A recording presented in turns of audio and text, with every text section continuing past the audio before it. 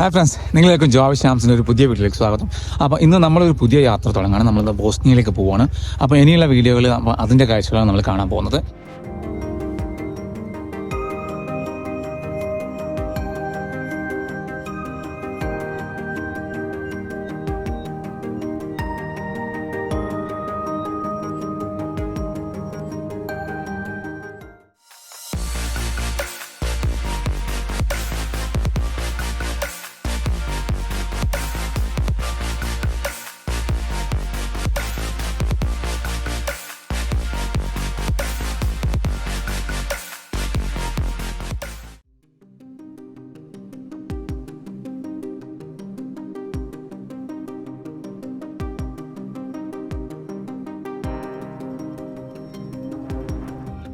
അപ്പോൾ ഇന്നത്തെ വീഡിയോയിൽ ഞാൻ പ്രധാനമായും പറയുന്നത് നിങ്ങൾ ബോസ്നിയയിൽ പോകാൻ വേണ്ടി നിങ്ങൾ ശ്രദ്ധിക്കേണ്ട കുറച്ച് കാര്യങ്ങളാണ്. ഇപ്പോൾ എന്തൊക്കെ കാര്യങ്ങളാണ് ശ്രദ്ധിക്കേണ്ടത്, എന്തൊക്കെയാണ് ചെയ്യേണ്ടത്, എന്തൊക്കെയാണ് ചെയ്യേണ്ടാത്തുള്ള കാര്യങ്ങളാണ് കൂടുതലായിട്ട് പറയാൻ പോകുന്നത്.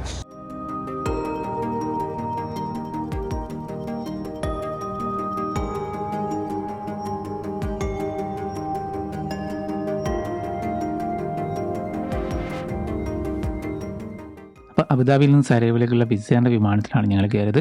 ഏകദേശം 5.5 മണിക്കൂറിലധികം യാത്ര ചെയ്താലാണ് അബുദാബിയിൽ നിന്ന് സരോവറിലെത്തുക. അപ്പം നിങ്ങൾ യാത്ര ചെയ്യുമ്പോൾ അതിനനുസരിച്ച് പ്രിപ്പയർ ചെയ്യണം. അത്യാവശ്യം സമയമെടുക്കുന്ന ഒരു യാത്ര കൂടിയാണിത്.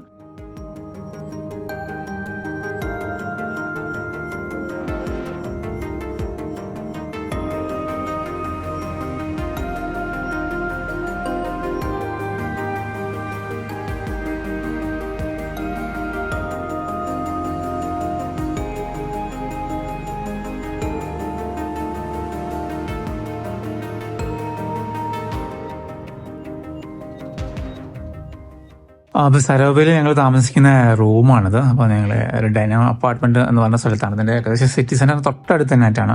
ഇവിടുത്തെ മെയിൻ അട്രാക്ഷൻസ് ഒക്കെ ഉള്ള അതിൻ്റെ തൊട്ടടുത്ത് തന്നെയായിട്ടാണുള്ളത്. അപ്പം കുഴപ്പമില്ലാത്തൊരു ഒരു പഴയ ബിൽഡിംഗ് ആണ്. ഇവിടെ കുറച്ചൊരു ക്രൗഡഡ് ഒരു പഴയ സ്ഥലങ്ങളാണ്, ബിൽഡിംഗ് ആണ് എല്ലാം ഉള്ളത്. അപ്പോൾ അതിലുള്ള ഒരു നല്ലൊരു മൊത്തത്തിലൊരു നല്ലൊരു ഇൻറ്റീരിയർ ചെയ്തൊരു ബിൽഡിംഗ് ആണ്. ഒരു വർക്ക് സ്റ്റേഷൻ പോലെ ഉണ്ട്. നമുക്ക് അവിടെ നിന്ന് ഭക്ഷണം കഴിക്കാനോ അല്ലെങ്കിൽ എന്തെങ്കിലും വർക്ക് ചെയ്യാനൊക്കെ പറ്റുന്നുണ്ട്. പിന്നെ ഇവിടെ സോഫയുണ്ട്, പിന്നെ ബാക്കി ഒരു ചെറിയൊരു ടേബിളും അവിടെ കിടക്കുന്നുണ്ട്. അത്യാവശ്യം കുഴപ്പമില്ലാത്തൊരു ബെഡും ആണുള്ളത്. കൂടാതെ TV ഉണ്ട്. പിന്നെ നമ്മൾ സാധാരണ ഹീറ്ററും ഉണ്ട്. ഇവിടെ എല്ലായിടത്തും ഉണ്ടാവുന്നതാണ്, നോർമലായിട്ട് ഉണ്ടാവുന്നതാണ്. ഇതാണ് ഇവിടുത്തെ ബാത്റൂം. ചെറിയ ബാത്റൂമാണ്, അങ്ങനെ വലിയ കൂടുതൽ സെറ്റപ്പ് ഒന്നുമില്ല. വലിയ കുഴപ്പമില്ലാത്ത രീതിയിലുള്ള ഒരു ബാത്റൂം തന്നെയാണ്. അതുപോലെ തന്നെ ഒരു ചെറിയൊരു കിച്ചൻ്റെ ഒരു സെറ്റപ്പ് ഇവിടെ ഉണ്ട്. നമുക്ക് കുറച്ച് എന്തെങ്കിലും കാര്യങ്ങളൊക്കെ കുക്ക് ചെയ്യാൻ വേണ്ടിയിട്ടുള്ള ഇൻഡക്ഷൻ കുക്കറും കാര്യങ്ങളും കെറ്റിലും കാര്യങ്ങളൊക്കെ അവിടെ ഉണ്ട്. ചെറിയൊരു മിനി ഫ്രിഡ്ജും അതിലുണ്ട്.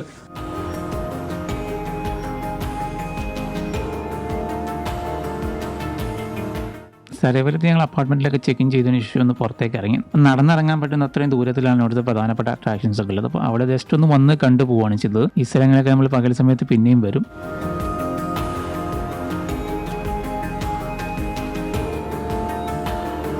നമുക്ക് വിസയുടെ കാര്യങ്ങളാണ് ഞാൻ ആദ്യമായിട്ട് പറയാൻ പോകുന്നത്. നമ്മൾ വിസ എംബസിയിൽ പോയിട്ട് എടുക്കണം. ഈ വിസയോ ഓണറബിൾ വിസയോ ഒന്നും നമ്മളെ നോർമൽ പാസ്പോർട്ടിൽ ഇന്ത്യക്കാർക്ക് അവൈലബിൾ അല്ല.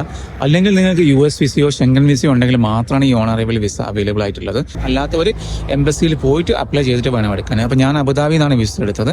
അപ്പോൾ അബുദാബിയിൽ ബോസ്നിയയുടെ ഒരു എംബസി ഉണ്ടായിരുന്നു. അപ്പോൾ അവിടെ പോയിട്ട് 245 ദിർഹംസ് കൊടുത്തതിന് ശേഷമാണ് എനിക്ക് വിസ കിട്ടിയത്. ഞാൻ എടുത്തത് കുറച്ചൊരു തിരക്കുള്ള സമയത്തായിരുന്നു, ഒരു പെരുന്നാളൊരു സമയത്തോ മറ്റായിരുന്നു. അപ്പോൾ അതുകൊണ്ട് നല്ല ഒരു 10 ദിവസം 15 ദിവസം എടുത്തതിന് ശേഷം മാത്രമാണ് എനിക്ക് വിസ കിട്ടിയത്. അപ്പോൾ അങ്ങനത്തെ തിരക്കുള്ള സമയങ്ങളൊക്കെ നിങ്ങൾ പോകുമ്പോൾ കുറച്ചൊന്ന് ശ്രദ്ധിച്ച് പോകുന്നത് നല്ലതാണ്. പിന്നെ അവിടെ പോകുന്നതിന് മുമ്പ് ജസ്റ്റ് ഒന്ന് വിളിച്ചിട്ട് പോകുക. അപ്പോൾ ഏകദേശം ഒന്ന് അവർ പറയും, ഓക്കെ എന്നത്തേക്കാണ് നിങ്ങൾക്ക് വേണ്ട യാത്ര ചെയ്യേണ്ടത് പറയുമ്പോൾ ഓക്കെ നിങ്ങൾ ഇന്ന ദിവസം വന്നോളൂ എന്ന് പറയും. വേറെ ബുക്കിങ്ങോ അങ്ങനത്തെ കാര്യങ്ങളൊന്നുമില്ല. വിസ എടുക്കാൻ എന്തൊക്കെ ഡോക്യുമെന്റേഷൻസ് വേണമെന്ന് കൂടി ഞാൻ പറയാം. വിസ എടുക്കാൻ വേണ്ടി നമ്മൾ ഹോട്ടൽ ബുക്കിങ്ങിൻ്റെ ഒരു കോപ്പി വേണം, ഫ്ലൈറ്റ് ടിക്കറ്റിൻ്റെ കോപ്പി വേണം, പിന്നെ നിങ്ങളെ സാലറി സർട്ടിഫിക്കറ്റ് വേണം, കമ്പനിയിൽ നിന്നുള്ളൊരു ലെറ്റർ വേണം. അപ്പോൾ നിങ്ങൾ വൈഫൊക്കെ കൂടെ വരികയാണെങ്കിൽ അവർക്കും ഇതേപോലെ തന്നെ വേണം. അപ്പോൾ നിങ്ങൾ 2 വരുന്നുണ്ടെങ്കിൽ 2 നിങ്ങൾ ബുക്കിംഗ് സെയിം ആണെങ്കിൽ കൂടി അതിൻ്റെ കോപ്പി 2 വെക്കണം. അതെന്താണെങ്കിലും ബുക്കിംഗ് ആണെങ്കിലും മറ്റു കാര്യങ്ങളൊക്കെ ആണെങ്കിലും 2 കോപ്പി വെക്കണം. ഫ്ലൈറ്റ് ടിക്കറ്റ് ആണെങ്കിലും അത് അവരെ പ്രത്യേകം പറയുന്നുണ്ട്, 2 കോപ്പി വേണം എന്നുള്ളത്. പിന്നെ അവിടെ കൊടുത്തു കഴിഞ്ഞാൽ അങ്ങനെ വരുന്നില്ല, അവർ ജസ്റ്റ് ഒരു ചെക്ക് ചെയ്ത് അവിടെ വാങ്ങി വെക്കുന്നല്ലോ. ഓൾമോസ്റ്റ് പാസ്പോർട്ട് വിസ കിട്ടും പോലെ തന്നെയാണ്. പക്ഷെ അവർ നമ്മളവിടെ കൊടുത്തെന്നുള്ളതിന് തെളിവും കാര്യങ്ങളൊന്നും തരില്ല. അവർ വിസ ആകുമ്പോൾ നമ്മളൊന്നെങ്കിലും വിളിച്ചു നോക്കാം. ഞാൻ അങ്ങോട്ട് വിളിച്ചു നോക്കുകയാണ് ചെയ്തത്. അപ്പോൾ വിളിച്ചു നോക്കി റെഡിയാണെന്ന് പറഞ്ഞു. ഇന്ന ദിവസം ഒന്ന് വാങ്ങിക്കൊള്ളാൻ പറഞ്ഞു. വാങ്ങിക്കാൻ പോകുമ്പോൾ നമ്മൾ IDs ചോദിക്കും, എത്ര ആൾക്കാരെ പാസ്പോർട്ടാണുള്ളത്. അവരെല്ലാവരും ID അവിടെ കാണിക്കണം, എന്നാലും മാത്രമേ പാസ്പോർട്ട് അവർ തരുന്നുള്ളൂ. ഇപ്പോൾ സാധാ നമ്മൾ ഈ ഷെങ്കൻ വിസ ഒക്കെ അടിക്കുമ്പോൾ സ്റ്റിക്കർ വിസയാണ് അടിക്കുന്നത്. അപ്പം നമ്മൾ പാസ്പോർട്ട് അവിടെ കൊടുക്കണം. പാസ്പോർട്ടിൽ 2 പേജ് empty ആയിരിക്കണം. അതൊക്കെ ഉണ്ട്. പിന്നെ 245 ദിർഹംസ് അവിടെ ചാർജ് ആയിട്ട് കൊടുക്കുകയും വേണം. നോർമൽ കേസിൽ എനിക്ക് അത് വലിയ തിരക്കുള്ളൊരു സ്ഥലമായിട്ട് തോന്നിയിട്ടില്ല, കാരണം എംബസിലൊന്നും അത്ര തിരക്കുള്ളതായിട്ട് തോന്നിയിട്ടില്ല. അവിടുത്തെ ഒരു സെറ്റപ്പ് കാണാൻ എനിക്ക് അങ്ങനെയാണ് തോന്നിയത്. എനിക്ക് ഇത് ആയതുകൊണ്ടാണെന്ന് കുറച്ച് ആൾക്കാരൊക്കെ ഇവിടെ വരുന്നുണ്ടായിരുന്നു. പിന്നെ ഞാൻ ചെയ്തതെന്ന് പറഞ്ഞാൽ പിന്നെ ഫ്ലൈറ്റ് ബുക്ക് ചെയ്തു. ഫ്ലൈറ്റ് ബുക്ക് ചെയ്ത് നമ്മൾ വിസയർ വഴിയാണ് ബുക്ക് ചെയ്തത്. വിസയർ ഞാൻ എടുത്തത് എന്തിനാ ബാക്ക് പാക്ക് മാത്രമുള്ള ഒരു പാക്കേജാണ് എടുത്തത്. കൂടുതൽ പിന്നെ ലഗേജുള്ള പാക്കേജൊന്നും ഞാൻ എടുത്തിട്ടുണ്ടായിരുന്നില്ല. അപ്പോൾ അതുകൊണ്ട് എനിക്ക് വലിയ കുഴപ്പമില്ലാത്ത റേറ്റ് കിട്ടുകയും ചെയ്തിട്ടുണ്ടായിരുന്നു. അപ്പം നിങ്ങൾ സമ്മറിൽ കുറച്ച് സമ്മറായ സമയത്ത് വരികയാണെങ്കിൽ കൂടുതൽ ലഗേജസിൻ്റെ ആവശ്യം ഉണ്ടാവില്ല. പക്ഷേ നിങ്ങൾ വിൻ്ററിൽ വരികയാണെങ്കിൽ നിങ്ങൾ നല്ല ജാക്കറ്റും കാര്യങ്ങളൊക്കെ വേണ്ടി വരും. അപ്പോൾ ഞങ്ങളിപ്പോൾ ഉള്ളത് ഏപ്രിൽ ലാസ്റ്റിലേക്കാണ്. അപ്പം കുറച്ച് ചെറിയ രീതിയിൽ തണുപ്പുണ്ട്. ഞാനിപ്പോൾ ഇട്ട ജാക്കറ്റൊക്കെ എന്ന് പറഞ്ഞാൽ ഞാൻ ഫ്ലൈറ്റിൽ കയറുമ്പോൾ അവിടെ നിന്ന് ഇട്ട് പോകുന്നതാണ്. അപ്പോൾ നല്ലത് ബാഗേജിൻ്റെ കൂടെയോ അല്ലെങ്കിൽ നമ്മളെ ബാക്ക് പാക്കിൻ്റെ കൂടെ കൂട്ടില്ലല്ലോ. അപ്പോൾ അങ്ങനെ എന്തെങ്കിലും ചെയ്തു വന്നാൽ മതി.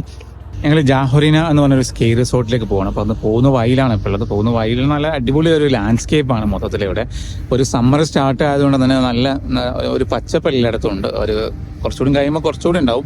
ഈ വലിയ മരങ്ങളൊക്കെ ഇലകളൊക്കെ കൊഴിഞ്ഞെടുക്കുകയാണെങ്കിലും കൂടി നിലത്ത് നല്ലൊരു പച്ചപ്പാണ് എല്ലായിടത്തും ഉള്ളത്. ഇവിടെ മലഞ്ചെരുവിലൊക്കെ നല്ല ഒരുപാട് വീടുകളുണ്ട്. അവിടെയൊക്കെ വണ്ടിയൊക്കെ പോകുന്ന സ്ഥലങ്ങൾ തന്നെയാണ്. നല്ല കയറ്റാണെങ്കിലും കൂടി വണ്ടികളൊക്കെ പോകുന്നുണ്ട്. അപ്പോൾ അവിടെ വണ്ടികളൊക്കെ ഇങ്ങനെ നിർത്തിയിട്ട് കാണാം.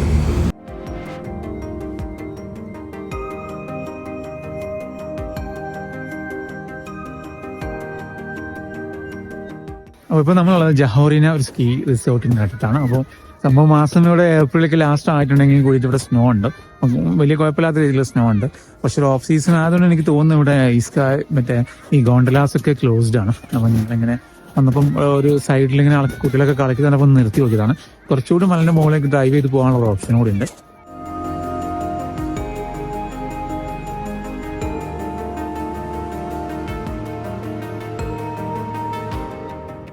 അപ്പോൾ ഇവിടെ നിങ്ങൾ പിന്നെ കാര്യമായ സ്നോ ആക്ടിവിറ്റീസിലൊക്കെ വരികയാണെങ്കിൽ സീസണിൽ തന്നെ വരണം. ഏകദേശം ഈ ഏപ്രിലൊക്കെ ആകുമ്പോൾ ഇവിടുത്തെ സീസൺ അവസാനിക്കും. പല സ്ഥലത്തും സ്നോ കുറവായിരിക്കും. പിന്നെ ഇപ്പോൾ ഞങ്ങൾ വന്നപ്പോൾ ഈ കേബിൾ കാർ ഗോണ്ടോലാസ് ഒന്നും വർക്ക് ചെയ്യുന്നില്ല. അപ്പോൾ അത് ഇന്നത്തെ ദിവസം മാത്രമാണോ അല്ലെ ബാക്കി ദിവസമാണോ എന്ന് അറിയില്ല. അതൊക്കെ നോക്കിയിട്ട് വേണം ഇങ്ങനത്തെ ഈ സ്നോ ആക്ടിവിറ്റീസ് ചെയ്യണമെന്നുണ്ടെങ്കിൽ വരാൻ വേണ്ടിയിട്ടുള്ളത്. പിന്നെ അവിടുന്ന് റോഡുകളൊന്നും അത്ര നല്ല മീൻസ് വരാൻ പറ്റും. പക്ഷെ എന്നാലും നല്ല ഒരുപാട് കുഴികളൊക്കെ നാട്ടിലെ പോലെയുള്ള റോഡുകളൊക്കെ നല്ലോണമുണ്ട്. ഒന്ന് ഈ സ്നോ ഏരിയയിൽ പൊതുവേ ഉണ്ടാവുന്നതാണ്. കാരണം എപ്പോഴും വെള്ളവും സ്നോ ഒക്കെ ഉള്ളതുകൊണ്ടായിരിക്കും. പിന്നെ സീസൺ അല്ലാത്തതുകൊണ്ട് തന്നെ അങ്ങനെ കൂടുതൽ ആൾക്കാരൊന്നും ഇവിടെ ഇല്ല. അങ്ങനെ പാർക്ക് ചെയ്യാൻ ബുദ്ധിമുട്ടുകൾ അങ്ങനെ കാര്യങ്ങളൊന്നുമില്ല. നമുക്ക് ചെറിയ രീതിയിലൊക്കെ സ്നോ കണ്ട് പോകണമെന്നുണ്ടെങ്കിൽ ഈ ഒരു സമയത്ത് വന്ന് പോകാവുന്നേ ഉള്ളൂ. പിന്നെ ഓരോ സീസണിലും ചിലപ്പോൾ ഞാനിപ്പോൾ വന്നിരിക്കുന്നത് ഏപ്രിൽ 20-24 ഒരു ഡേറ്റിലാണ് വന്നിരിക്കുന്നത്. അപ്പോൾ നിങ്ങളിപ്പോൾ വേറെ അടുത്ത വർഷം ഏപ്രിൽ 20 വരുമ്പോൾ ചിലപ്പോൾ ഇതേപോലെ ആയിരിക്കണമെന്നില്ല. ചിലപ്പോൾ സ്നോ കുറവായിരിക്കും. അത് ഓരോ സീസൺ അനുസരിച്ച് വ്യത്യാസപ്പെട്ടിരിക്കും. നിങ്ങളിപ്പോൾ ഇവിടെ ഏത് സീസൺ വരികയെന്ന് വെച്ചാൽ നിങ്ങളെ പ്രിഫറൻസ് അനുസരിച്ചായിരിക്കും. വിന്റർ ആക്ടിവിറ്റീസ് ഒക്കെ ചെയ്യണമെന്നുണ്ടെങ്കിൽ ഏകദേശം ഒരു ഡിസംബർ മുതൽ മാർച്ച് ലാസ്റ്റ് വരെയൊക്കെയുള്ള സമയത്ത് വരേണ്ടി വരും. പിന്നെ ഞങ്ങൾ ഒരു സമ്മറൊക്കെ ആണെങ്കിൽ കുറച്ചൊരു ഏപ്രിൽ ഒരു മെയ് ഒക്കെ ആയി കഴിഞ്ഞാൽ നല്ലൊരു കൂടുതൽ പച്ചപ്പുണ്ടാവും. ഇവിടെ ഇപ്പം തന്നെ അത്യാവശ്യം പച്ചപ്പുണ്ട്. പക്ഷേ ചില മരങ്ങളിലൊന്നും ഇലകളില്ലെങ്കിലും അത്യാവശ്യം ഒരു പച്ചപ്പുള്ള സ്ഥലമാണ്. നല്ല ലാൻഡ്സ്കേപ്പ് നമ്മളിപ്പോൾ എന്താ പറയുക, നമ്മൾ നാട്ടിലൊക്കെ നല്ല മെയിൻറ്റെയിൻ ചെയ്ത ലാൻഡ്സ്കേപ്പ് ഒക്കെ എങ്ങനെ ഉണ്ടാവും അതേപോലുള്ള സ്ഥലങ്ങൾ ഒരുപാട് ഇവിടെ ഉണ്ട്. അപ്പോൾ ഒരു താഴ്വാരം, ഒരു മലയുടെ താഴ്വാരത്ത് അങ്ങനെയൊക്കെ ആയിട്ട് ഒരുപാട് വീടുകളൊക്കെ നമുക്ക് കാണാൻ പറ്റും. അങ്ങനെ നല്ല രസമാണ് അത്, ഒരു പച്ചപ്പിൻ്റെ ഇടയിൽ വീടുകൾ. അപ്പോൾ അതിൻ്റെ റൂഫൊക്കെ റെഡ് കളറിലായിരിക്കും അല്ലെങ്കിൽ ഓറഞ്ച് കളറിലായിരിക്കും. അതൊക്കെ നല്ലൊരു ഭംഗിയുണ്ട് കാണാൻ. മൊത്തത്തിൽ സമ്മറിൽ വന്നാലും അത്യാവശ്യം കാണാനുള്ളത് ഉണ്ടാവുമെന്നാണ് തോന്നുന്നത്. അപ്പോൾ ഞങ്ങൾ വന്നത് ഏകദേശം ഒരു മിഡിലാണ്. വിന്റർ അവസാനിക്കുകയും ചെയ്യുന്നുണ്ട്, സമ്മർ സ്റ്റാർട്ട് ചെയ്യുകയും ചെയ്തിട്ട് അങ്ങനത്തെ ഒരു സമയത്താണ് വന്നത്. അപ്പോൾ അതുകൊണ്ട് നമുക്ക് രണ്ടും എൻജോയ് ചെയ്യാൻ പറ്റിയിട്ടുണ്ട്.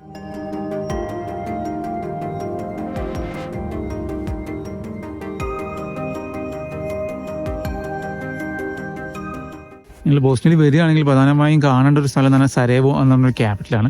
ഒരു ചെറിയൊരു ക്യാപിറ്റലാണ്. പിന്നെ ഒരുപാട് ഹിസ്റ്ററി ഒക്കെ ഉള്ള ഒരു ക്യാപിറ്റലും കൂടിയാണ്. 1992-95 കാലഘട്ടത്തിലൊക്കെ യുദ്ധത്തിലൊക്കെ ഒരുപാട് ബുദ്ധിമുട്ട് ഒരു സ്ഥലം കൂടിയാണ്. ഇവിടെ 1992-95 കാലഘട്ടത്തിൽ 3 വർഷത്തോളം കഠിനമായ യുദ്ധം നടന്ന സ്ഥലങ്ങളാണ്. അപ്പോൾ ഇപ്പോഴും പല ബിൽഡിങ്ങുകളിലും അതിൻ്റെ പാടുകളും ഈ വെടിയുണ്ടുകളൊക്കെ കൊണ്ട പാടുകളൊക്കെ കാണാൻ പറ്റും. സരേവയ്ക്ക് പുറമെ വേറൊരു ഫേമസ് ആയ സ്ഥലം എന്ന് പറയുന്നത് മൊസ്റ്റാർ എന്ന് പറഞ്ഞൊരു സ്ഥലമാണ്. കുറച്ചൊരു ഓൾഡ് സിറ്റിയും ഒരു ബ്രിഡ്ജൊക്കെ ആയിട്ടുള്ള സ്ഥലമാണ്. അതാണ് കാര്യമായിട്ടുള്ളത്. അപ്പം നിങ്ങൾ കൂടുതൽ ദിവസങ്ങൾ ഉണ്ടെങ്കിൽ നിങ്ങൾക്ക് കൂടുതൽ കുറച്ചും പുറത്തുള്ള സ്ഥലങ്ങളിലേക്കും എക്സ്പ്ലോർ ചെയ്യാൻ പറ്റുന്നതാണ്. From here in Bosnia? I'm from Bosnia, yes. Okay. You speaking? From Bosnia or? I'm from India. Oh, nice. ഞങ്ങൾ ഇവിടുത്തെ ആക്ടിവിറ്റീസ് ഒക്കെ ഇങ്ങനെ പോകാൻ നിൽക്കുകയാണ്. അപ്പോൾ അധികം മുകളിലേക്കൊന്നും പോകാൻ കഴിയില്ല, കാരണം ഈ സ്നോനെ കൂടി ഭയങ്കര സോഫ്റ്റ് ആണ്. അതുകൊണ്ട് അലിഞ്ഞുകൊണ്ടിരിക്കുന്ന സമയമായതുകൊണ്ട് ഏകദേശം ഒരു ഐസിൻ്റെ രൂപത്തിലാണ്. അപ്പോൾ നല്ലോണം സ്ലിപ്പ് ആവുന്നുണ്ട്. നിങ്ങൾ സ്റ്റെപ്പ് എടുത്ത് കഴിഞ്ഞാൽ അത് കാലം താഴോട്ട് പോവുകയൊക്കെ ചെയ്യുന്നുണ്ട്. അപ്പം കുറച്ചൊരു റിസ്ക് ആണ്. അപ്പോൾ അധികം സ്ലോപ്പിലേക്കൊന്നും നമുക്ക് പോകാൻ പറ്റില്ല. ഞങ്ങൾ അധികം പോകാതെ കുറച്ച് ഫോട്ടോസൊക്കെ എടുത്തു. പിന്നെ ഇവിടെ എന്തോ പിന്നെ മക്കൾക്കുള്ള എന്തോ ആക്ടിവിറ്റീസ് ഒക്കെ നടക്കുന്നുണ്ട് തോന്നുന്നു. കുട്ടികൾക്കൊക്കെ സ്നോ റിലേറ്റഡ് ആയിട്ടുള്ള ആക്ടിവിറ്റീസ്, അതിനുള്ള സ്കൂളുകളുണ്ട്, ഞാൻ സ്കീയിങ് പഠിപ്പിക്കുന്ന അങ്ങനത്തെ അതൊക്കെ ചെറിയ രീതിയിൽ ഇവിടെ താഴെ നടക്കുന്നുണ്ട്. അപ്പോൾ ഒരുപാട് കുട്ടികളൊക്കെ ഇങ്ങനെ ഇവിടെ നിന്ന് ആക്കി ചെയ്യുന്നുണ്ട്. അപ്പോൾ കുട്ടികൾക്ക് അത്യാവശ്യം നല്ല ഇൻട്രാക്ഷനൊക്കെ ഉള്ളതാണ്. ഇപ്പോൾ ഞങ്ങളൊരു കുട്ടിയോടൊക്കെ സംസാരിച്ചു. അത്യാവശ്യം നല്ല രീതിയിൽ ഇംഗ്ലീഷ് പറയുന്ന ആൾക്കാരാണ്, നല്ല ഇൻട്രാക്ഷനും കാര്യങ്ങളൊക്കെ ഉള്ളതാണ്. അവിടെ പലരും അത്യാവശ്യം നല്ല രീതിയിൽ ഇംഗ്ലീഷ് പറയുന്നവരുണ്ട്, ഇംഗ്ലീഷ് പറയാത്ത ആൾക്കാരുണ്ട്, എന്നാലും കുഴപ്പമില്ലാത്ത രീതിയിൽ ഇംഗ്ലീഷ് പറയുന്നവരാണ് പലരും. പിന്നെ സെർബിയയിൽ നിങ്ങൾ കറൻസി എന്ന് പറയുന്നത് ഇവിടുത്തെ ഒരു BM എന്നൊരു ഒരു കറൻസി, ഒരു ബോസ്നിയൻ കറൻസിയാണ്. അപ്പോൾ ഏകദേശം നമ്മൾ ഒരു UAE ദിർഹമൊക്കെ ആയിട്ട് കമ്പയർ ചെയ്യുകയാണെങ്കിൽ ഇതിൻ്റെ ഇരട്ടി വരും. ഇവിടുത്തെ ഒരു BM എന്ന് പറഞ്ഞാൽ 2 AED വരും. പിന്നെ അല്ലെങ്കിൽ എന്താ പറയുക, നിങ്ങൾ യൂറോ ആണെങ്കിൽ ഒരു യൂറോ എന്ന് പറഞ്ഞാൽ ഇവിടുത്തെ 2 വരിക. നിങ്ങൾ കറൻസിയൊക്കെ കൊണ്ടുവരണമെങ്കിൽ ചെയ്യണമെന്ന് വെച്ചാൽ നിങ്ങൾ യൂറോയിൽ കൊണ്ടുവന്നിട്ട് ഇവിടെ നിങ്ങൾക്ക് കൺവേർട്ട് ചെയ്യാൻ പറ്റും, ഇവിടെ എക്സ്ചേഞ്ചുകളിൽ കൺവേർട്ട് ചെയ്യാൻ പറ്റും. ഏറ്റവും നല്ലത് അതാണ്. പിന്നെ എയർപോർട്ടിൽ നിന്ന് ചെയ്യണം നിർബന്ധമൊന്നുമില്ല. പിന്നെ മറ്റൊരു കാര്യം എന്ന് പറഞ്ഞാൽ ഇവിടുത്തെ സിം കാർഡാണ്. അപ്പോൾ ഞാൻ എടുത്തത് ഇവിടെ ഒരു BH ടെലികോമിൻ്റെ ഒരു സിം കാർഡാണ്, ഒരു ടൂറിസ്റ്റ് സിം കാർഡാണ്. ഇവിടുത്തെ 20 BM ആണ് ഇതിന് പൈസ ആയത് എനിക്ക്. അതിൽ 15 GB ഉണ്ട്, ഒരു 30 ദിവസത്തേക്കുള്ള രീതിയിലാണുള്ളത്. അപ്പം ആ 2 പാക്കേജ് 30 GB ഉള്ള ഒരു പാക്കേജ് വേറെയുണ്ട്. പിന്നെ ഞാൻ എടുത്ത് റെൻറ്റേക്കാറിൻ്റെ കാര്യമാണ്. അപ്പോൾ റെൻറ്റേക്കാറിൻ്റെ കാര്യം എന്ന് പറഞ്ഞാൽ നിങ്ങൾക്ക് സെർച്ച് ചെയ്താൽ നിങ്ങൾക്ക് ഒരുപാട് വെബ്സൈറ്റുകൾ കിട്ടും, അത് വെച്ചിട്ട് നിങ്ങൾക്ക് എടുക്കാവുന്നതാണ്. അപ്പോൾ ഞാൻ ഡിസ്കവർ കാർസ് എന്ന വെബ്സൈറ്റ് വഴി എടുത്തിട്ട് ഒരു കാർ പ്രൊവൈഡർ അവർ തരികയാണ് ചെയ്തത്. അപ്പോൾ ഏകദേശം 5 ദിവസത്തേക്ക് എനിക്ക് 500 ദിർഹംസ് ആണ് ആയത്, ഏകദേശം ഒരു 100 ദിർഹംസിൻ്റെ. പിന്നെ എനിക്ക് അഡീഷണൽ ഇൻഷുറൻസ് എടുക്കണമെന്നുണ്ടെങ്കിൽ 250 രൂപ കൂടി വരും. ഇതൊരു ബേസിക് ഇൻഷുറൻസ് മാത്രമാണ് ഉണ്ടാവുക. അഡീഷണൽ ഇൻഷുറൻസ് ആണെങ്കിൽ കുറച്ചുകൂടി സേഫാണ്, അങ്ങനെ ഒരു സേഫ്റ്റി ഫീലിംഗ് ഒക്കെ തോന്നുകയാണെങ്കിൽ നിങ്ങൾക്കത് എടുക്കുന്നതാണ് നല്ലത്. പിന്നെ സെറാബിലെ സിറ്റികളിലൊക്കെ താമസിക്കുകയാണെങ്കിൽ, ഓൾഡ് സിറ്റിയുടെ ഭാഗത്തൊക്കെ ആണെങ്കിൽ റോഡുകളൊക്കെ ഭയങ്കര നാരോ ആണ്. അപ്പോൾ നമുക്കൊരു വണ്ടി ഓടിക്കാനൊക്കെ ഒരുപാട് ബുദ്ധിമുട്ടായിരിക്കും. 2 സൈഡിലും വണ്ടികൾ പാർക്ക് ചെയ്തിട്ടുണ്ടാവും, ചിലത് നല്ല കയറ്റമുള്ള സ്ഥലങ്ങളൊക്കെ ഉണ്ടാവും. അപ്പോൾ ഞാൻ എടുത്ത കാർ പറയാൻ പറഞ്ഞ് ഞാൻ ഓട്ടോമാറ്റിക് കാറാണ് എടുത്തത്, മാനുവൽ കാർ ഞാൻ എടുത്തിട്ടില്ല. അപ്പോൾ ഞാൻ ചെറിയൊരു കാറായിരുന്നു എടുത്തത്. അപ്പോൾ കുറച്ചുകൂടി ഒരു വലിപ്പമുള്ള കാറായിട്ട് അവർ ഫ്രീ ആയിട്ട് അപ്ഗ്രേഡ് ചെയ്ത് തന്നിട്ടുണ്ട്. അപ്പോൾ ഇവിടുത്തെ ഭക്ഷണത്തിൻ്റെ കാര്യമൊക്കെ പറയുകയാണെങ്കിൽ തുർക്കി ഫുഡുമായിട്ട് ഒരുപാട് സിമിലാരിറ്റീസ് ഉണ്ട്. കാരണം പണ്ട് ഒട്ടോമൻ കാലത്ത് ഇവിടെ വന്ന ആൾക്കാർ തുർക്കിക്കാർ ഇവിടെ ഭരിച്ചിരുന്നൊരു നാടാണ്. അപ്പം അതിൻ്റെ നല്ലൊരു ഇമ്പാക്റ്റ് ഇവിടെ ഉണ്ട്. തുർക്കി സീറ്റ്സൊക്കെ നമുക്ക് സ്ട്രീറ്റിൽ കൂടി പോകുമ്പോൾ ഒരുപാട് കാണാൻ പറ്റുന്നുണ്ടായിരുന്നു.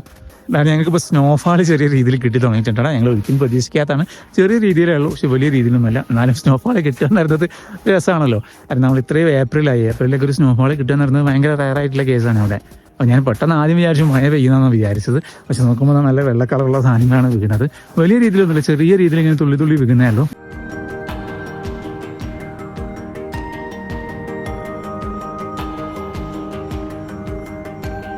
അപ്പോൾ ഞങ്ങളിപ്പോൾ നേരത്തെ പോലെ ജാഹ്രീൻ്റെ ആ ഒരു ഭാഗം, പിന്നെ സ്നോ മൗണ്ടൈൻ്റെ ഭാഗമായിട്ടുള്ള വേറെ സ്ഥലത്തേക്ക് വന്നതാണ്. അപ്പം അവിടെ കുറച്ചുകൂടി മുകളിലേക്ക് ഡ്രൈവ് ചെയ്തിട്ടാണ്. ഇവിടെയും കുറച്ച് സ്നോ ഒക്കെ ഉണ്ട്. അപ്പോൾ ആളുകൾ വളരെ കുറവാണ്, സീസൺ അവസാനിച്ചത് വളരെ കുറവാണ്. നമ്മളിങ്ങനെ പുറമെന്നുള്ള ടൂറിസ്റ്റുകൾ മാത്രമാണ് ഇവിടെ ഉള്ളത്. അപ്പോൾ നമുക്ക് കുറച്ചുകൂടി ഇങ്ങനെ മുകളിലേക്ക് ഇങ്ങനെ ഫ്രീ ആയിട്ട് ആക്ടിവിറ്റീസ് ഒക്കെ ചെയ്യാൻ പറ്റും. സ്നോൻ്റെ സീസൺ അല്ലെങ്കിൽ കൂടിയിട്ട് നല്ല ഭംഗിയൊക്കെ ഉണ്ട് കാണാൻ. കാരണം ആ സ്നോ ഉള്ള സ്ഥലത്ത് അത്യാവശ്യം നല്ല സ്നോ ഉണ്ട്, മരങ്ങളൊക്കെ കാണാൻ വേണ്ടി നല്ല ഹൈറ്റിലേക്ക് ഈ കേബിൾ കാർ പോകണമെന്നൊക്കെ നമുക്ക് കാണാൻ പറ്റുന്നുണ്ട്. നല്ല കുത്തിനെയുള്ള കയറ്റാണ്. പക്ഷേ അപ്പം നിലവിലിപ്പോൾ കേബിൾ കാർ അവിടെ ക്ലോസ് ആണ്, സീസൺ അല്ലാത്തതുകൊണ്ട്. എന്ന് പറയും സ്നോ കൂടി നടക്കാൻ ഭയങ്കര ബുദ്ധിമുട്ടാണ്. പ്രത്യേകിച്ച് ഞങ്ങൾ സ്നോ ബോട്ടൊന്നും എടുത്തിട്ടില്ല. ഞങ്ങളിങ്ങനെ ഇത്രയും വലിയ സ്നോ ഉണ്ടാകുന്ന ഞങ്ങൾ എക്സ്പെക്ട് ചെയ്തിട്ടില്ല. എത്രയും കൂടുതലൊന്നും ഏതെങ്കിലും കുറച്ച് മലിൻ്റെ മുകളിലൊക്കെ സ്നോ ഉണ്ടാകുമെന്ന് മാത്രമാണ് എക്സ്പെക്ട് ചെയ്തത്. അപ്പോൾ അൺഎക്സ്പെക്റ്റഡ് ആയിട്ട് കിട്ടിയോണ്ട് ഭയങ്കര സന്തോഷമുണ്ട്. പക്ഷേ അതേസമയം ഞങ്ങളിങ്ങനെ കൂടുതൽ പ്രിപ്പയർ ഒന്നുമില്ല. പിന്നെ നമുക്ക് അധികം തണുപ്പൊന്നുമില്ല. ഞാനിപ്പം സാധാ ടീഷർട്ട് ഇട്ടാണ് ഇപ്പോൾ നടക്കുന്നത്. പക്ഷേ കാറ്റ് വരികയാണെങ്കിൽ നല്ല തണുപ്പായിരിക്കും. അപ്പോൾ ആ സമയത്ത് എന്തായാലും നിങ്ങൾക്ക് ജാക്കറ്റ് പോലത്തെ എന്തെങ്കിലുമൊക്കെ വേണ്ടി വരും. കാഴ്ചകളുണ്ടല്ലേ, സാധാ മഞ്ഞുകാലത്ത് ഉണ്ടാകുന്ന അതേ കാഴ്ചകൾ തന്നെയാണ്. പക്ഷേ ചില സ്ഥലത്ത് കുറച്ച് മഞ്ഞ് കുറവുണ്ടെന്നുള്ളൂ. അപ്പോൾ അതേസമയം തിരക്കില്ലാതെ നമുക്ക് സ്നോ എൻജോയ് ചെയ്യാനും പറ്റുന്നുണ്ട്. നല്ല സ്നോ ഉള്ള സമയത്താണെങ്കിൽ ഇവിടെ സ്കീയിങ് ഭയങ്കര ആക്റ്റീവായിരിക്കും, ഭയങ്കര തിരക്കായിരിക്കും ഇങ്ങനത്തെ ഏരിയകളൊക്കെ.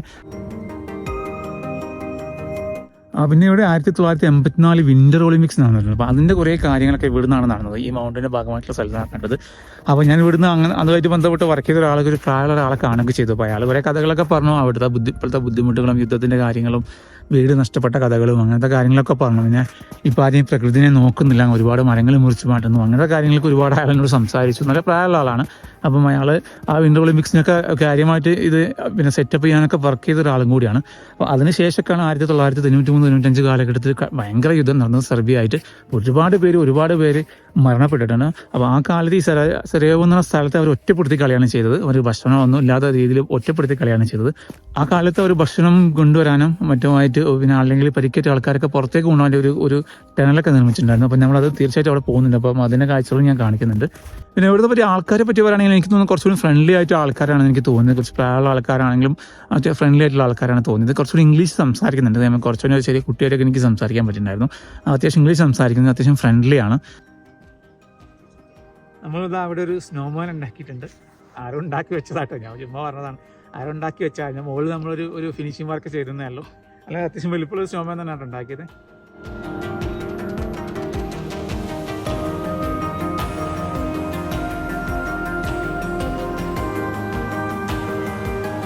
ഇപ്പോൾ ഇത് ഇവിടുത്തെ ഒരു കേബിൾ കാർ സ്റ്റേഷനാണ്. ഇപ്പോൾ ഇത് ക്ലോസ് ആയി കിടക്കാൻ ആളുകളൊന്നുമില്ല. ഇവിടെ നിന്ന് പറഞ്ഞാൽ ആകെ 1-2 കാറ് മാത്രമേ ഇവിടെ ഉള്ളൂ. അപ്പോൾ ഈ വീഡിയോ ഞാൻ ഇവിടെ അവസാനിപ്പിക്കുകയാണ്. അപ്പോൾ വീഡിയോ നിങ്ങൾക്ക് ഇഷ്ടമായി വിചാരിക്കുന്നു. അപ്പോൾ ഇഷ്ടമായെങ്കിൽ നിങ്ങൾ എൻ്റെ ചാനൽ സബ്സ്ക്രൈബ് ചെയ്യുന്ന കാര്യം ഒന്ന് പരിഗണിക്കണം. പറ്റുന്നുണ്ടെങ്കിൽ ഫ്രണ്ട്സിനിടയ്ക്ക് ഒന്ന് ഷെയർ ചെയ്യണം. എന്തെങ്കിലും ചോദ്യങ്ങളോ സംശയങ്ങളോ ഉണ്ടെങ്കിൽ എൻ്റെ കമൻറ്റ് ബോക്സിലോ അല്ലെങ്കിൽ എൻ്റെ ഇൻസ്റ്റാഗ്രാമിലോ ചോദിക്കാവുന്നതാണ്. വീഡിയോ കണ്ടതിന് നന്ദി.